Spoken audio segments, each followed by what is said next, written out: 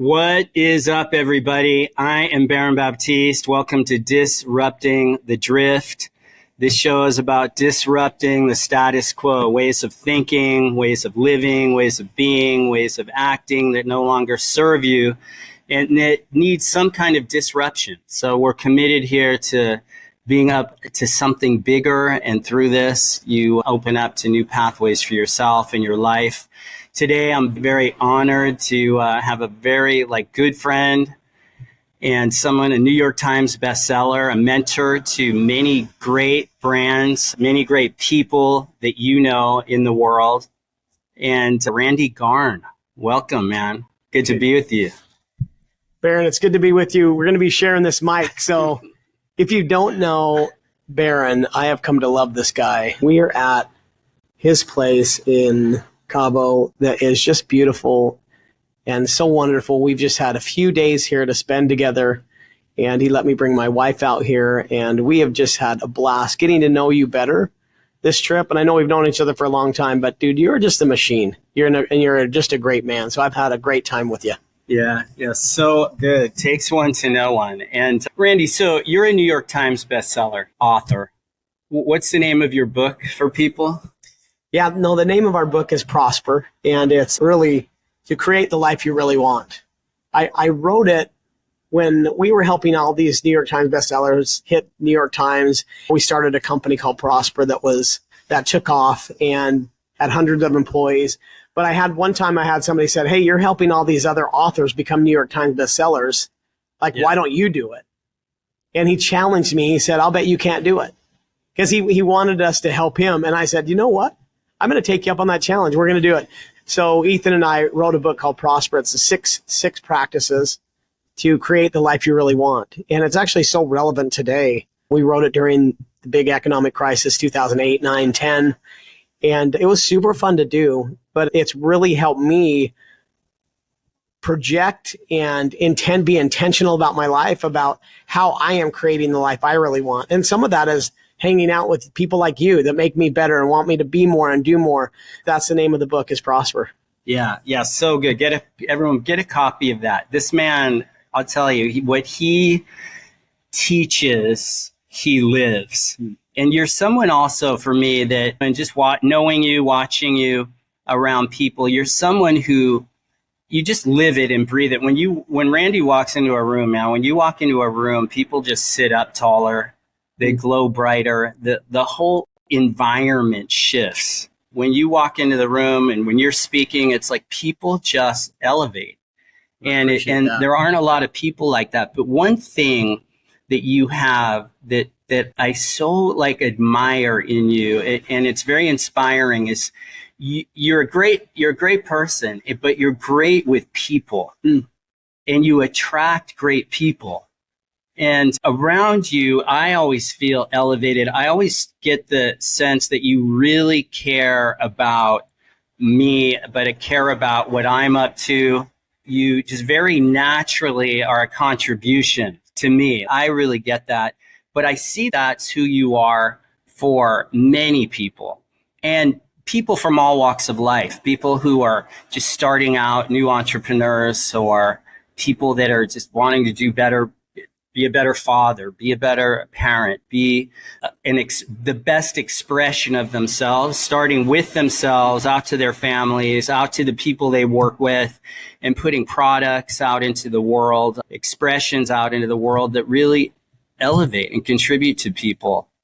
But what is that? If we get down to is that something you were born with, just being great with people? Or is that something you've acquired and developed as almost like a skill over time? Or what is that? I'll give you a 3-part question, because growing up, my dad was a high school football coach. He was an amazing mentor, an amazing man. But before I left to college, he said one thing to me. He said, "Randy, always remember that people are more important than things." Mm-hmm. And if you think about it, in our life, our greatest joys and our greatest sorrows will come within the walls of our own home. Our greatest joys will come around those people we spend time with.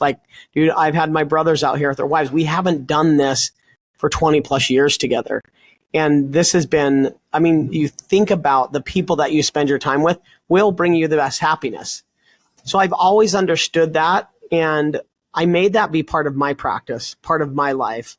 I look at my life as how many people can I help lift and build today? How many people can I help bring joy into their heart? Because the more I do that, the happier I am. The other thing that's important around relationships is that you never know who the treasure map to the treasure is. So I've learned to treat everyone the same, regardless if they're a waiter or the Uber driver or the CEO of a mega billion-dollar company. I have committed to, I am going to see everyone that has divinity within them. They were created by God, I believe. And so I'm not going to ever do anything to harm any of my friends or my family or anyone that I meet. I just want to be a window to God's love. And if I can help brighten somebody's day, then that makes me so happy inside. And that's crazy to think about, but I really, for those of them that know me, like that is the 100% truth, is that I see greatness in every single person. Yeah. And I've tried to train myself to that. And I'll be like, and you've seen me, like even at the waiters, dude, how's your day going? Like people are surprised when you ask them that. Yeah. And so I think that's important to know. But as you do that, you also, I learn how to collect friends as I go through life. And I'm also very cautious and careful with who I spend my time with. Yeah. Because you also have to be conscious of that. Spend your time with people that lift and build you up as well, and that have your back and that love you. If you don't have joy in your heart and you're not hanging out with friends that want the best for you, then you're doing something wrong, in my opinion. Yeah. I try to live every day to the fullest with the right people. Yeah. Yeah, no, very good. It's speaking to something I've always grappled with is like in my world and leading trainings and building a movement of communities like globally. It is empowering people, but then not everybody wants to be empowered, right? Like there's seeing people that you see, you recognize their potential, or like what you're saying, the divinity within them. And everyone has this vast potential. But then there's the balance, whereas if you're trying to bring a horse to water, yet they don't really want to drink, how do you gauge that? How do you gauge who you spend your time with, or in people you mentor or coach or lead?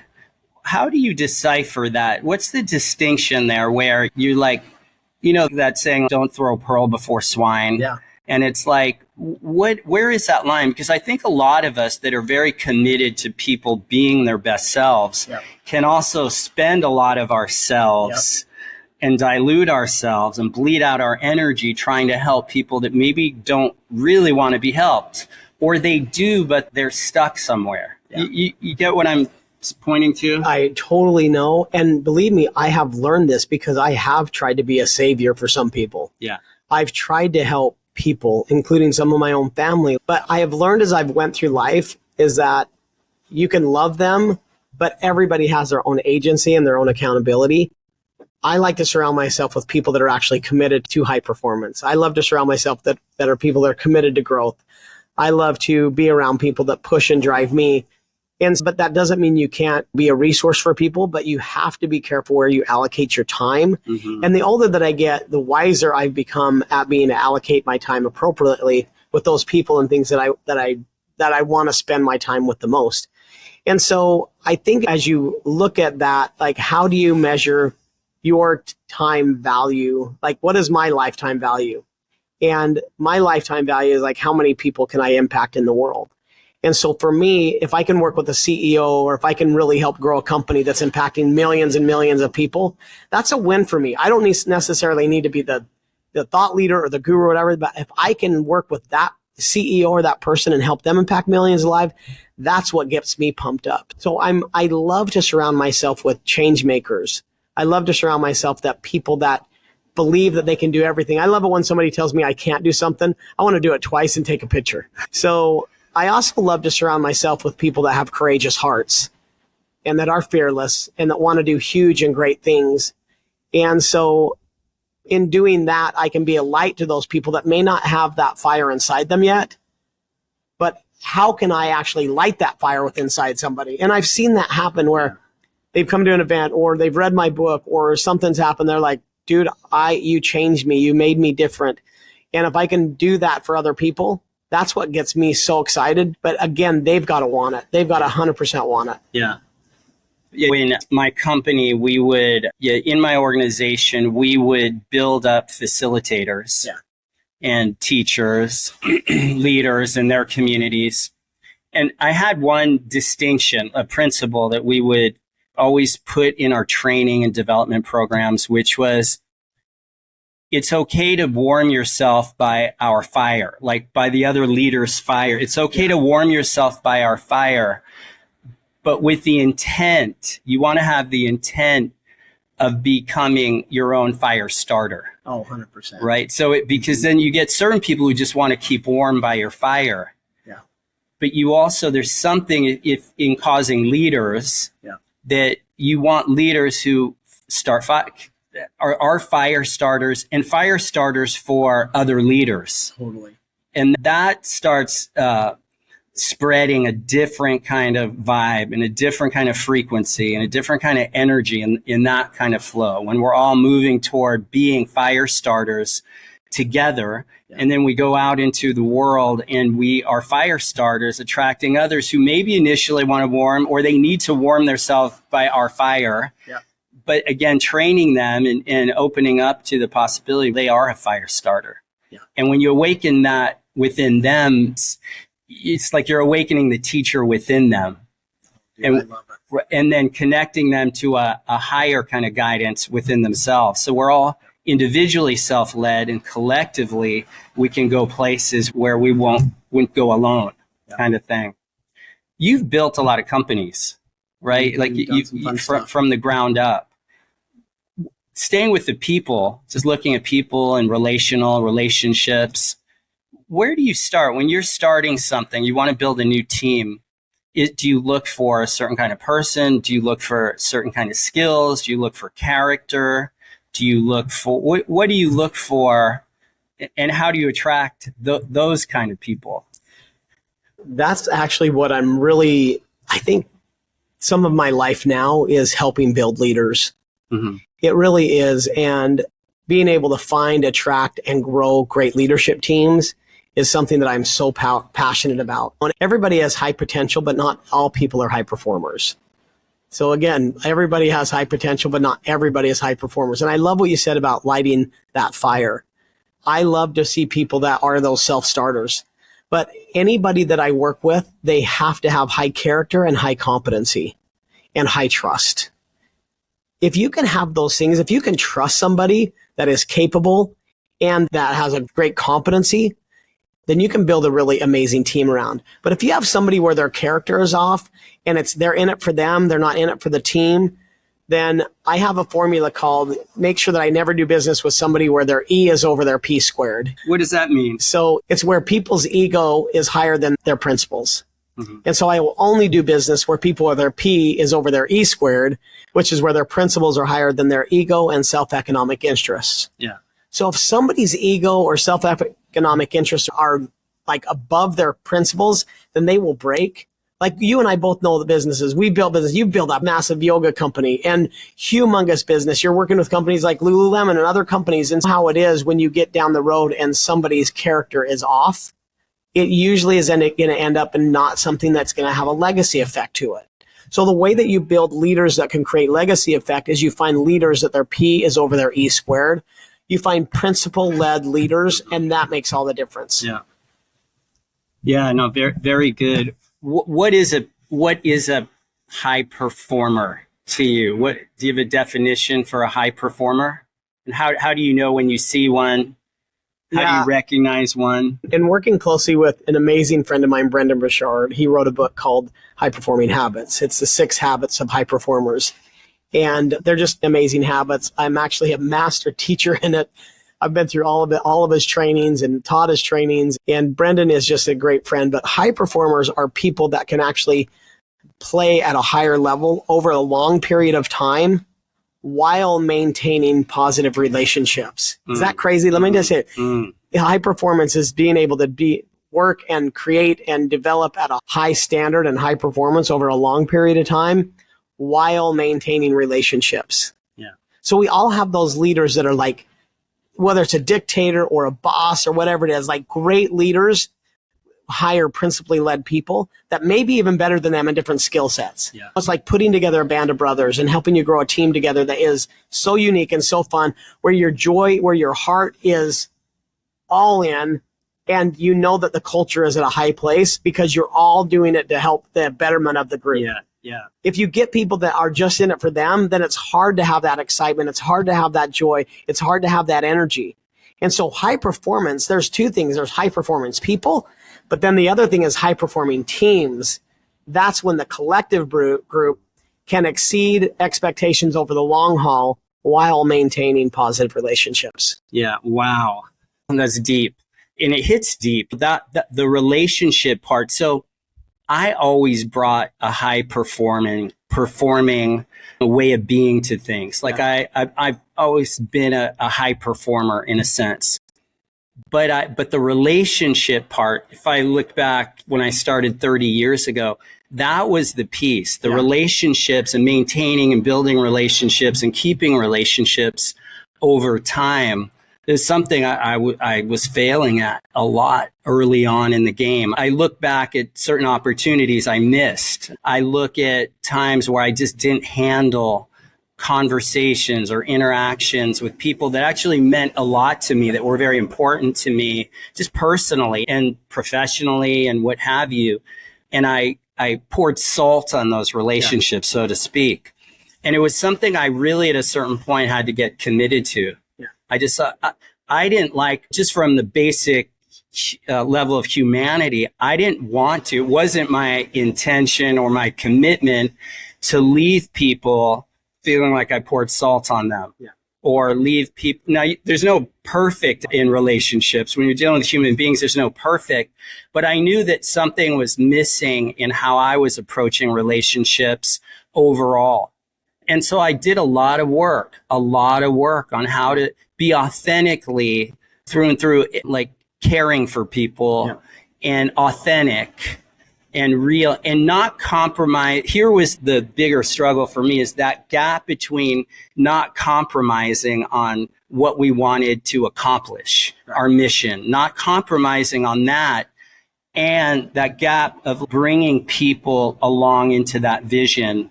And because sometimes you really have to work with certain people. I know some of the bigger players and team players in my business and world over the years, we all hit bumps. They'd hit bumps, and I didn't want to leave them in that. I wanted to bring them along and up level them, but to have them find that for themselves.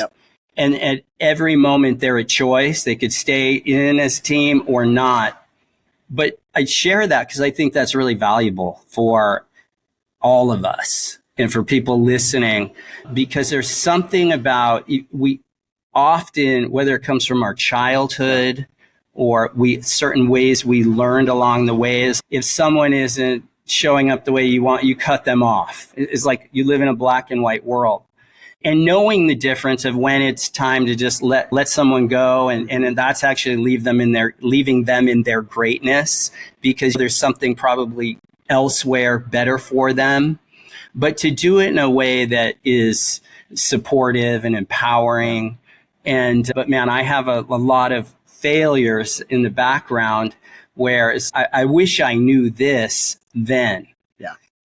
But I love that, actually. So a high performer is someone who's showing up, getting it done, and keeping relationships intact and evolving wherever they need to go. You and I, just to shift a little bit, is you and I have been talking about preparedness. Personal preparedness, professional preparedness for what the world right now is in crisis. You could say the world is in a spiritual, the mental health is issues, and people grappling with mental health, depression, suicide, anxiety, living in uncertainty, overwhelm is off the charts. And there's something about being prepared. So if things and things could get harder. We could be moving into a winter, like a spiritual winter as in the world, globally, within our country, within our communities, within our families.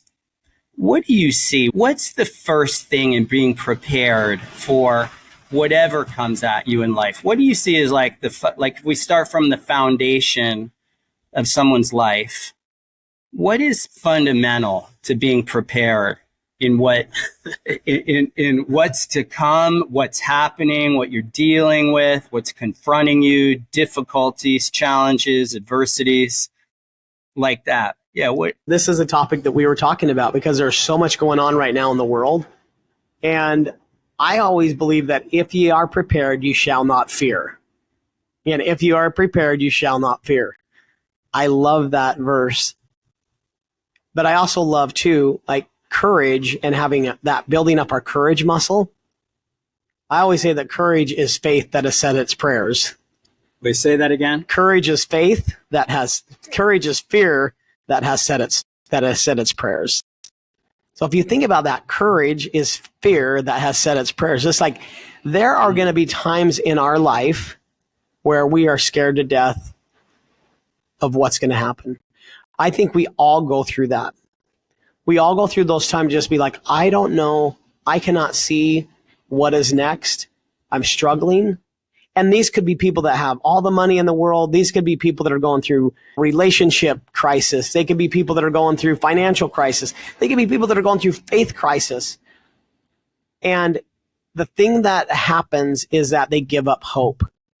And so I think part of our mission on this earth is to instill hope in others. Because if you're prepared, if you have hope, if you have a strong mindset, we can literally figure anything out. You never have an issue. You just have a decision that needs to be made. Literally, that's Ray Dalio. You never have an issue. You just have a decision that needs to be made.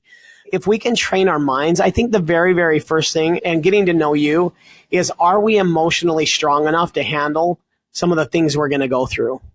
And I think about my children. I have 6 kids. I have 2 sets of twins.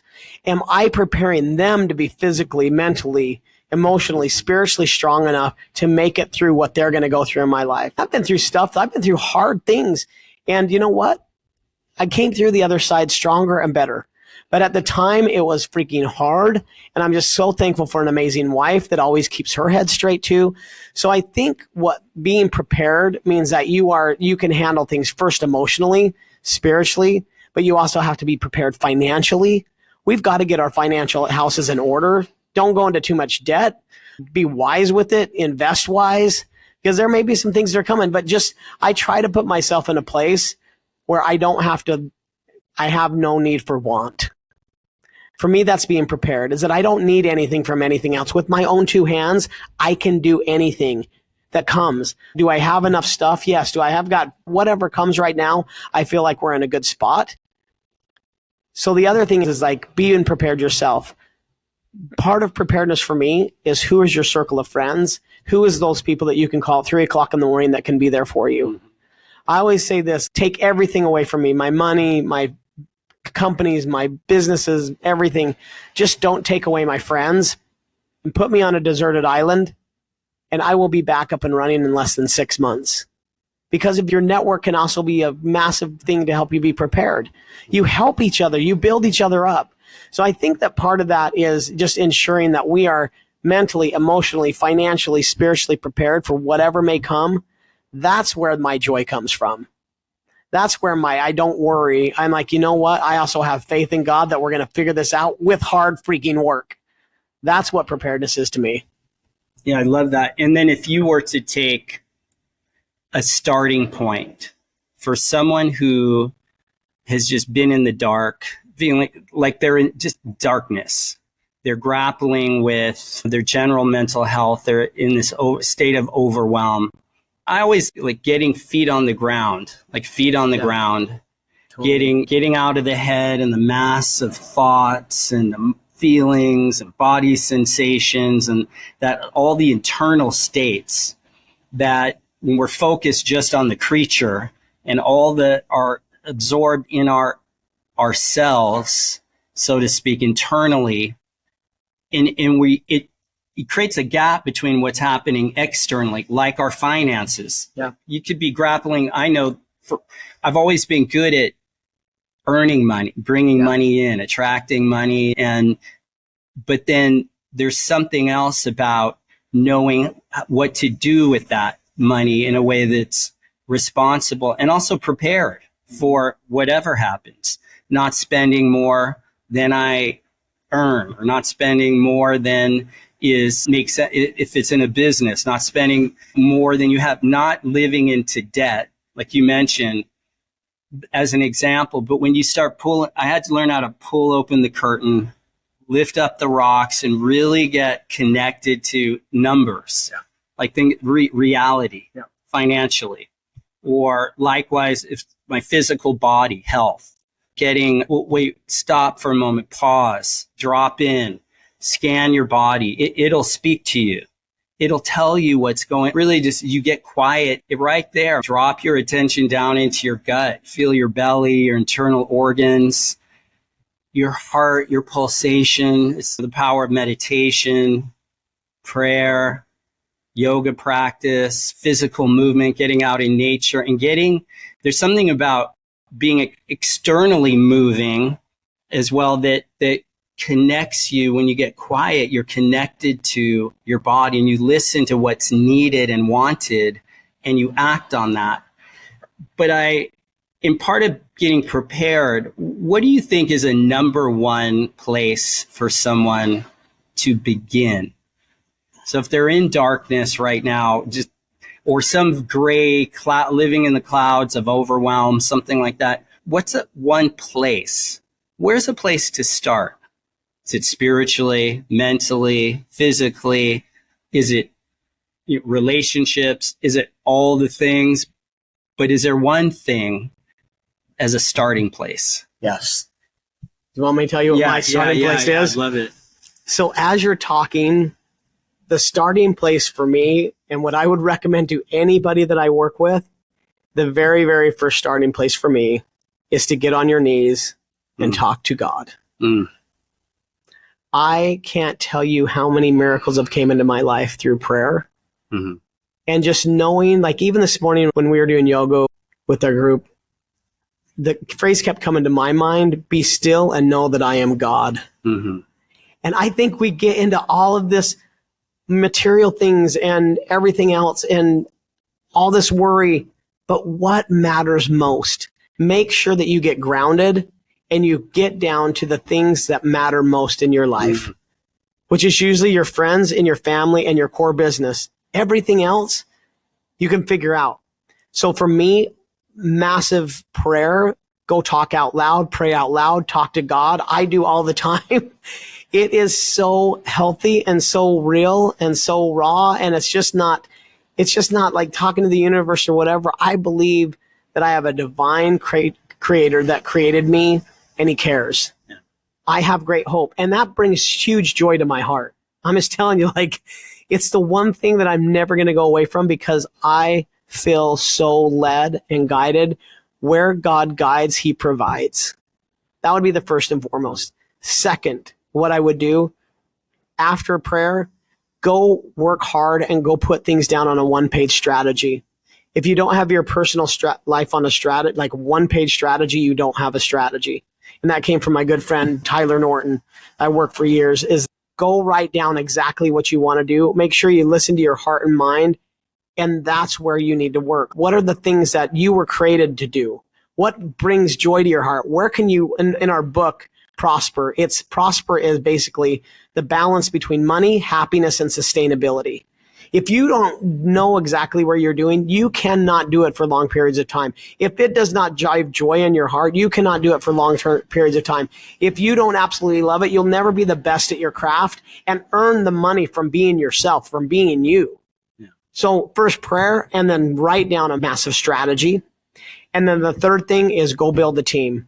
Go rally around people go join a mastermind, go hire on an assistant, go hire on somebody to help you create what you are designed to create that is completely aligned to you. You do those three things right, you'll get away from a lot of the worry, a lot of the anxiety.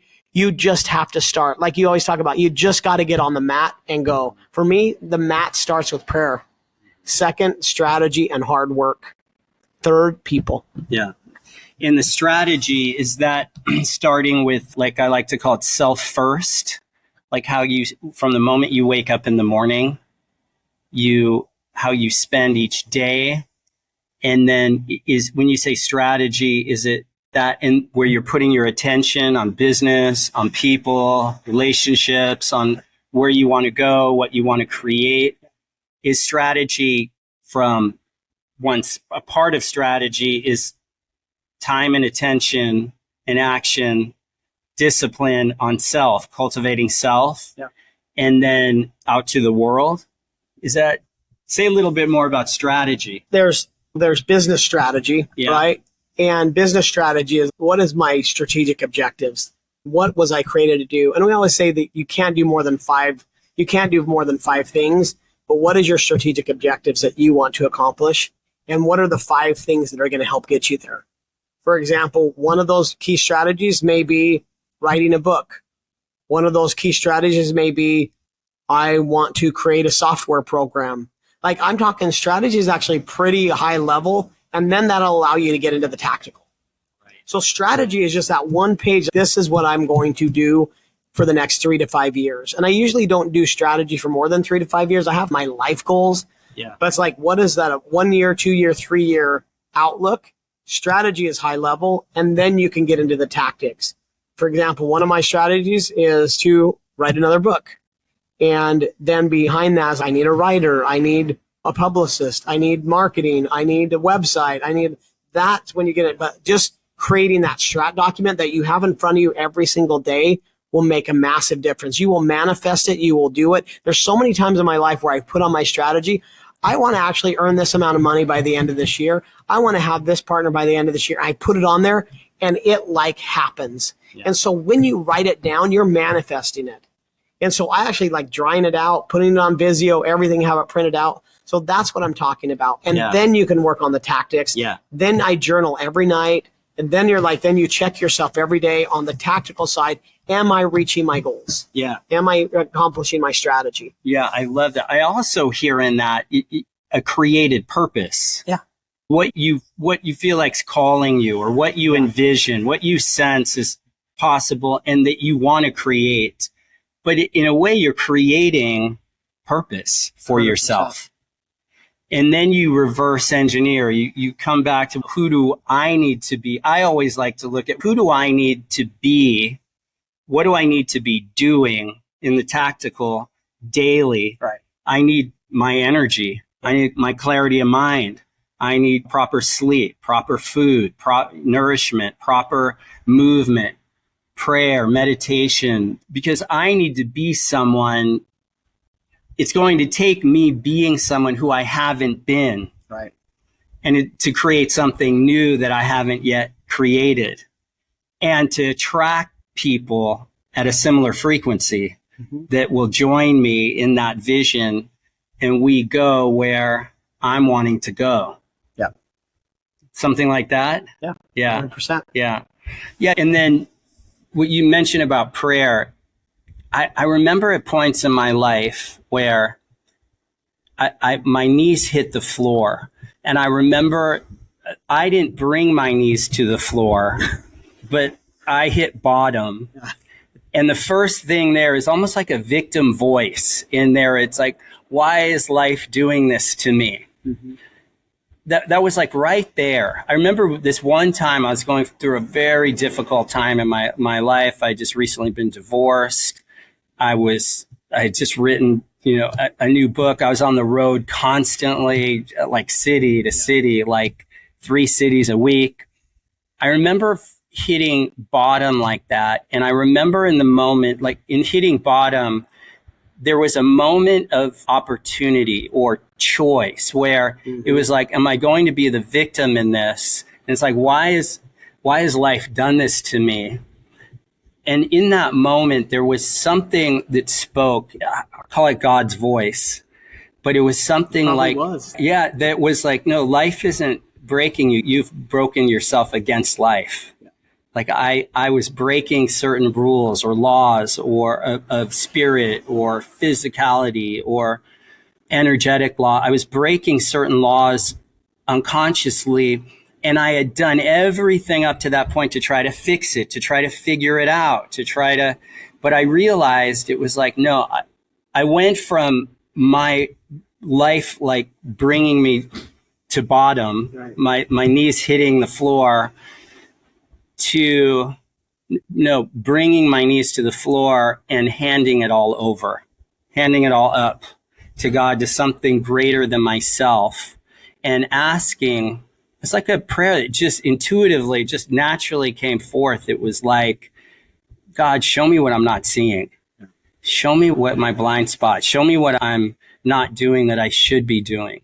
Show me, like, it was such a shift of vision, a shift of perception in myself, but it was in such a real moment in real time, dealing with real life, that it was a very real experience for me. And I remember right then, it was like, no, never again. I'm responsible for this life, for my life, who I'm being. And if something's not working, I need to check myself, kind of thing.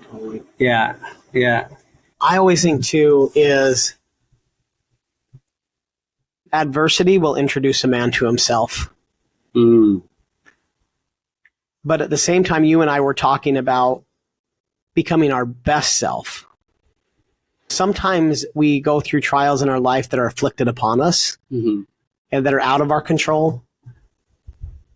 And I think understanding that as part of the struggle and part of life. We were talking about one of the practices in Buddha is just like part of what he believed was we're going to struggle regardless. And part of that is to really enjoy that. And so I have a really great mentor of mine, somebody that I look up to hugely. He used to always say he would pray for mountains to climb. He would pray for hard things. I'm like, holy cow. But you think about that, it's like how, like the only way that we live life to the fullest is we push ourselves to greatness. I really believe in that. I really believe, like, even now I want to be a better person. I want to be a better husband, a better father, a better man, a better business partner. I haven't been perfect. But you know what? From today on, when we woke up this morning, I have a chance to reset myself. And so that's what drives me. So it's like, how can I do hard things today? And how can I push myself to be my best version? And that's why I love hard things. I love mountains to climb. I'm always setting new goals, new things. So part of, I think, the joy in my heart is because I am trying. The word entrepreneur, do you know what the French derivative of entrepreneur means? What it means? No. Entrepreneur means simply to try. Are we trying? You talk about who you want to hang around. You want to hang around people that will push you the very most. And when we go through those adversities, that when you were going through that, if we were together, I would hope that you'd be like, Garn, not only did I talk to God, but I'm going to call you and I'm going to be there for you. And surrounding yourself with a band of brothers and great people will help us through those adversities. But we can't always rely on people. There is a time in your life where you have got to conquer your inner self. You've got to have emotional strength. Why is it that somebody can climb this high of a mountain and another person can climb this one? And so I think about, like you asked me about strategy. Strategy isn't what makes you more of the same. It's what makes you unique and different. And so to do that, you have to dig deep. It's no longer a time in our lives, especially the age I'm at, where I can just snorkel anymore. I've got to scuba dive with my goals. I've got to go deeper than I ever have. I've got to push myself farther than I ever have, emotionally, spiritually, financially. I got to protect my family. I got to protect my wife. I got to be a provider. I got to be prepared for what's ahead. And that's what energizes me every single day. And so that's why having a strategy around that is so important, because we can't be like grasshoppers. Great on takeoff. You never know where you're going to land. So that's why I'm like, I love working with amazing men that I can help them put that fire in their belly and help them be great providers, protectors, and be prepared for what's ahead. Yeah. Yeah, I love that. That's some real talk right there. Real talk. The hard things in our society, there's a lot of just messaging, whether it's men or with people in general to avoid hard things. I created a yoga style, power yoga, Baptiste power yoga. It's hard, man. It's tough. You get on that mat, it squeezes you, it pushes you. I went through it this morning. We went through it this morning, right? It's 6:30 a.m. Did I want to get on the mat at 6:30 a.m.? No. But do I get up out of bed? Yes. Do we just go to the place we're going to practice, roll out the mat? The whole time, part of my mind is like, I don't want to do this. But you get on that mat and you start moving, you start breathing, you start going through the rigor of those different movements. It's doing a hard thing. But on the other side of that, and within that, you find ease. Yeah. You dig deeper in yourself to find breath, to find what we call your drishti, your focused gaze. You get present. There's a presencing. But when we're like if we just went and hung out at this beach all the time, it would get very boring very quick. It's because there's something in our character. We need friction. It's a creative kind of something to rub up against that actually asks more of us. Yep. Something like that. And there's a time to press pause and reset, restore. There's that, I like saying the world of action is made up of doing and also not doing. It's that the pause that creates the harmony within what we're doing. But if we're not doing hard things that challenge us, and I always like to say as well, if you really follow higher guidance, it will take you to scary places. It will take you to difficult places. That's why you got to have courage. Yeah, that's why the courage piece, right? The courage in the face of fear. I like what you said. I like saying too, leaders are carved in the face of adversity. It's where we're carved out. And I think the world right now there's a push against people who lead, people who stick their necks out. It's to shrink back, get small, self-censor. Don't stick your neck out because they'll come and cut it off real quick. So the need for courage, where we're coming full circle in this conversation, but the need for courage, I really love that. And leaving people on this note, we started with courage, but courage isn't necessarily the absence of fear. It's in the face of fear. Is that how you see it?